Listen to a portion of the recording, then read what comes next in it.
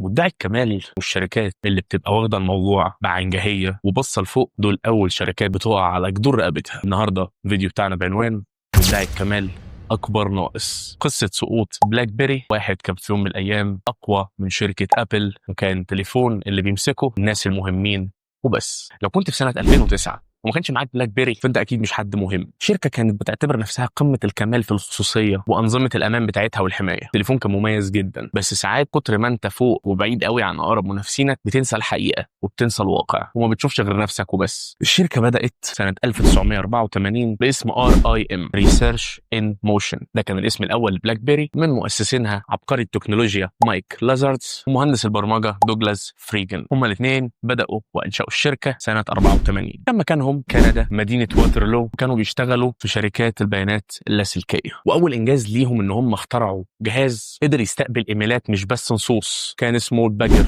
وسنه 99 اطلقوا فعلا اول جهاز كان موبايل بنظام تشغيل خاص وسموه بلاك بيري. الموديل كان اسمه بلاك بيري 850، والاسم قالوا ان هو جه من شكل زراير الكيبورد اللي عامله شبه بذر التوت، فعشان كده سموه بلاك بيري. نروح بقى وننقل للألفينات. في أول ونص سنة 2000 بلاك بيري كانت موبايل رجال الأعمال رقم 1 في العالم. ده ليه بقى؟ ده كان ناتج عن إيه؟ كان ناتج عن إن الشركة قدمت حاجات ما كانش فيه منافس في الوقت ده بيقدمها. كانت أول شركة في العالم تعمل بوش إيميلز، وكان عندهم نظام تشفير قوي جدا كان الأقوى في العالم، ولوحة المفاتيح اللي كانت مريحة والتنقل ما بينها كان لطيف، والأهم نظام البلاك بيري BBM. ده حرفيا واتساب هي اللي سرقته. ان هو نظام كان اقرب حاجه لواتساب دلوقتي، وواتساب هي اللي عملت له كوبي بعدين. وفي الوقت ده وصلت شعبيتهم ان 85% من رجال الاعمال كانوا ماسكين بلاك بيري حرفيا. والناس المهمه بقى سواء رؤساء دول سواء وزراء اي راجل مهم كان لازم يبقى تليفونه بلاك بيري. اوباما شخصيا رئيس امريكا السابق في الانتخابات قال ان هو بعد ما يبقى رئيس مش هيغير برضه تليفونه البلاك بيري. ونروح بقى للتليفونات اللي كانت مخليه بلاك بيري رقم 1 في العالم وفي السوق بتاع الهواتف في وقتها، وهم البلاك بيري 7230 والبلاك بيري كيرف 8300. ده كان موبايل لكل الناس مش لرجال الاعمال بس، وكسر الدنيا وحقق نجاحات مرعبه. والبلاك بيري بولد 9000 كان تحفه تكنولوجيه في الوقت اللي نزل فيه. والبلاك بيري تورش كانت محاولة لجمع الشاشات التاتش مع البلاك بيري، كانت محاولة ناجحة جدا معاه. وفي فترة كده نزلوا تابلت اسمه بلاي بوك، بس للاسف فشل ذريع التابلت ده ومحدش يعرف عنه حاجه. ننقل بقى على بعد كده والغرور اللي وصلهم لان محدش فينا دلوقتي من الجيل الجديد يعرف ايه هي شركه بلاك بيري. سنه 2007 طبعا عارفين ان سنه 2007 في عالم التكنولوجيا هي سنه ثوريه جدا، سنه اطلاق اول ايفون. دي حاجه معروفه، تلاقي ان كل اي حاجه حصلت لاي شركه ضرتها في حياتها كانت بسبب سنه 2007. قبل لما اطلقت اول ايفون كانت بلاك بيري رد فعلها غريب جدا، قالت مين هيحب يمسك تليفون ما فيهوش كيبورد ويبقى شاشه تاتش بس. وقالوا وقتها ان التاتش ده لعبه وان هو موضه وهتروح لحالها.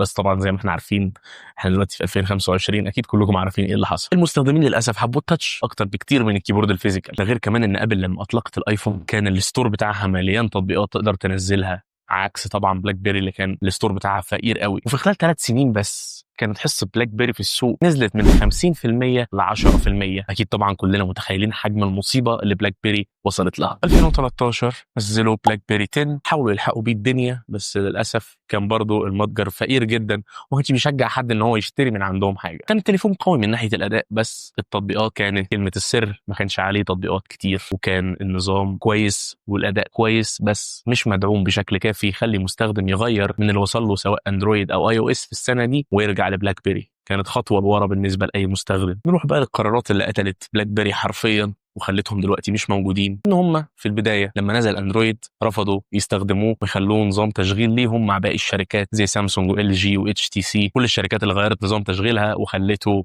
اندرويد. ولما اطلقوا جهاز اندرويد كان اسمه بلاك بيري بريف، كان غالي جدا، كان سعره $700، فحتى ما كانش بيشجع الناس انها تروح تغير وتجرب التجربه الجديده بتاع بلاك بيري. وكان الشكل قديم وكان الدعم ضعيف وكان الموضوع مش واخد شكل الفورمات التليفونات الجديده اللي الناس اتعودت عليها وحبتها. في سنه 2016 شركة بلاك بيري رسميا انها هتوقف تصنيع تليفونات، وسنة 2022 وقفت الدعم الكامل عن كل تليفونات بلاك بيري، وحتى النظام وكل حاجة دلوقتي في شركة بلاك بيري مقفولة. والنظام مات رسميا سنة 2022 بعد ما الشركة اعلنت ان حتى نظام التشغيل مش هيبقى مدعوم. على فكرة بلاك بيري لما وقعت ما كانش علشان التكنولوجيا عندهم ضعيفه او عشان ما كانوش بيقدموا خامات كويسه او تليفونات بريميوم، على العكس تماما. لكن اللي وقعهم ان هم كانوا بيحاولوا يخلوا السوق يمشي على مزاجهم، مش هم اللي يمشوا على مزاج السوق. وده اكبر غلط لما توصل لنقطه معينه من القوه، انك تمشي بدماغك انت وما تشوفش طلبات مستخدمينك. هي تفاحه واخده بالك؟ بلاك بيري كانت شايفه نفسها كامله، بس الحقيقه هو انك لازم تعرف امتى تتغير وتمشي مع الموجه. وعشان كده مدعي الكمال دايما بيكون اكبر ناقص. متنساش لو عجبك الفيديو تعمل لنا لايك وكومنت وسبسكرايب، وتقول لنا هل في وقت من الاوقات مسكت تليفون بلاك بيري كان نوعه ايه، وهل التجربه كانت كويسه ولا لا. بس كده، كان معكم حازم تيك فيو. سلام.